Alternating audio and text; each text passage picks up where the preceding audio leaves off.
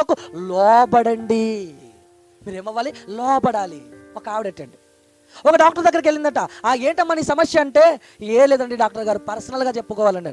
చెప్పమ్మా పర్వాలేదంటే, ఏమండి డాక్టర్ గారు, మా ఆయన రోజు నన్ను కొట్టేస్తున్నాడండి, ఇదే నా ప్రాబ్లం అండి అన్నాడట. అప్పుడు డాక్టర్ గారికి అర్థం కాలేదు.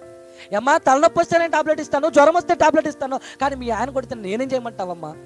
అయినా నా దగ్గర ఒక చిట్కా ఉంది, అది పాటిస్తావా చెప్పమ్మా అన్నాడట. సరేనండి పాటిస్తాను, మరి ఏం చేయాలి, తప్పదు. అయితే నీ భర్త తాగొచ్చి ఇంట్లోకి రాగానే నువ్వేం చేయమన్నా, ఏం చేయాలో తెలుసా? నోట్లో నీళ్ళు వేసుకుని ఉండమ్మా అన్నాడట. అయితే భర్త తాగేసి వచ్చి ఏంటే అన్నాడట. అనగానే ఈమె నోట్లో నీళ్ళు వేసుకొని ఉండదట. నోట్లో నీళ్ళు వేసుకుని అలా ఉందట. అప్పుడు నోట్లో నీళ్ళున్నాయి కనుక మాట రావట్లేదు. అప్పుడు ఈయన అనుకున్నాడట, ఆమె పని ఆమె చేసుకుంటుందిలే, నా పని ఏం చేసుకుందామని వెళ్ళిపోయాడట. అన్నం పెట్టమన్నాడట.